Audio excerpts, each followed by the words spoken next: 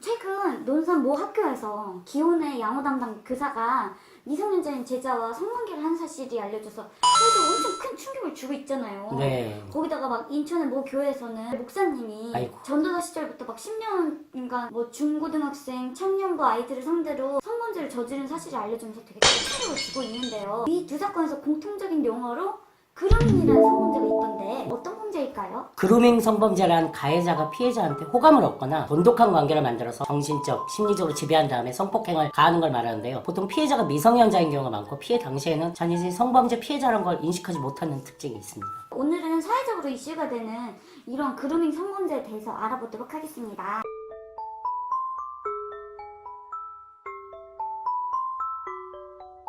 그루밍 성범죄 이거 진짜 문제가 많잖아요. 보통 가해자가 피해자를 심리적으로 지배하고 있는 상태에서 발생하는 거라 종교적인 관계나 선생님과 제자, 가출 청소년을 돌봐주는 관계 등에서 굉장히 많이 발생하더라고요. 근데 이런 그루밍 성범죄가 뭘로 처벌되는 걸까요? 네, 사실 그루밍 성범죄라는 게 따로 죄명이 있는 건 아니고요. 그 가해의 정도, 스킨십의 정도에 따라서 그리고 피해자의 연령에 따라 달라집니다. 피해자 연령이 만 13세 미만인지 그리고 13세 이상 19세 미만인지 그리고 성인인지에 따라 처벌 정도가 달라지고요. 성추행인지 성폭행인지에 따라 처벌의 정도가 달라집니다. 중요한 건 만 13세 미만일 경우에는 강제가 아니더라도 미성년자 의지의 강간이라고 해서 처벌이 되고요. 13세 이상부터는 성적 자기결정권이 있기 때문에 강제성이 있어야 처벌이 되는 점입니다. 강제성 인정. 그게 되게 중요할 것 같은데요. 이걸 피해자들이 입증할 수 있을까요? 아니, 피해자가 입증할 필요 없이 검사가 입증해야죠. 똥냥. 아, 변님 진짜 척하면 딱이죠.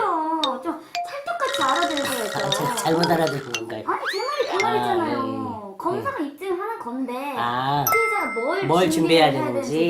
이런 걸 알려주셔야죠. 아, 정말. 예를 들면 사이비 종교나 교주의 말을 듣고 성추행이나 성폭행이 이루어졌을 때 자신이 속을 수밖에 없었던 이유 혹은 그런 일이 관행처럼 벌어지고 있어서 자신이 반항하기 어려웠다, 또 자신의 객관적 판단이 어려웠다는 점을 증명할 수 있도록 증인이나 목격자를 확보하는 게 중요하고요. 이런 내용을 알 수 있는 연락 내용이나 평소 정신적, 육체적으로 지배관계, 상하관계가 있었다는 점을 알 수 있는 객관적 자료들을 확보하는 게 중요합니다. 오, 모든 형사범죄에서는 여러분 증거 확보가 진짜 중요합니다. 그렇죠. 물론 성범죄에서는 빼박 증거가 없이 일관되고 구체적인 진술만으로도 인정될 수 있지만요. 그럴 경우엔 상대방도 빠져나갈 구멍을 만들 수 있어요. 그러니까 확실하게 처벌하고 싶다. 그러면 이런 증거들을 확보하셔야 됩니다. 그런데 솔직히 이런 증거가 제대로 확보되지 않을 경우 그루밍 범죄의 특성상 성관계 당시에는 피해자가 외형상으로 동의한 것으로 해석될 소지가 있는데 이런 문제가 되는 사건들은 다 처벌이 될 수 있는 건가요? 사실 실제 사례를 살펴보면 케이스 바이 케이스라서 처벌된 것도 있고 안 된 것도 있어요. 대표적으로 2013년에 있었던 일인데 40대의 연예 기획사 대표와 15살밖에 안 된 여중생 간의 성관계에 대해서 아청법상의 강간으로 기소된 사건에 대해서 1심은 12년, 2심은 9년이라는 중형을 선고했는데 대법원 가서 갑자기 무죄 판결이 돼가지고 2017년에 최종 무죄 판결을 받은 사람이 있었어요. 아니 근데 그 15세 여중생이 연예인 지망생이었잖아요. 같은 그 소속사에 있는. 그러니까요. 그런데도 이게 합의자인 관계라고 인정이 됐어요?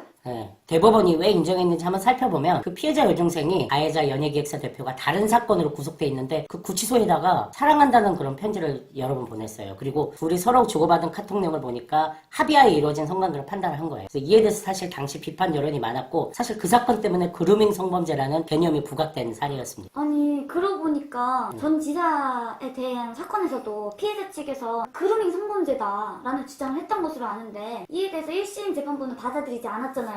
또 그냥 공부 열심히 했네요. 제가 좀 똑똑합니다. 안혜정 전 지사 사건에서 재판부에서는 피해자가 성적 그루밍이나 학습된 무기력과 같은 상태에 빠진 게 아니라고 판단해서 안혜정 지사에 대해서 무죄 판결을 내렸죠. 아니 근데 이런 사건에서 유독 피해자가 미성년자가 많잖아요. 진짜 미성년자를 이렇게 이용한 사람은 제대로 처벌이 되는 거 맞는 거죠? 아까도 말씀드렸지만 13세 이상 미성년자의 경우에는 사실 빠져나갈 구멍이 많아요. 특히 그루밍 성범죄라는 특성이 가해자가 피해자를 성적으로 착취하거나 학대하기 이전에 취미나 관심사 같은 공감대를 형성해서 신뢰를 쌓고 나서 그걸 토대로 단계적으로 성적인 행위를 이루기 때문에 호의를 베푸는 근본적 이유가 뭔지 제대로 파악하지 못하는 미성년자들 같은 경우에는 어린 학생들이 속아서 쉽게 빠지기 때문에 그렇습니다. 진짜 솔직히 자신에게 잘해주는 사람에게 당연히 호감이 가고 호의를 느끼잖아요. 보통은 사람을 매번 의심해볼 수도 없고. 그래서 피해자분들 자책하지 마시고 힘내세요. 그리고 이런 강아지 송아지 같은 사람들은 꼭 처벌을 받을 수 있도록 정신 차린 이후에는 증거를 꼭 확보하셔야 됩니다. 됩니다. 아시겠죠? 네. 안녕. 다음에 또 만나요. 좋아요와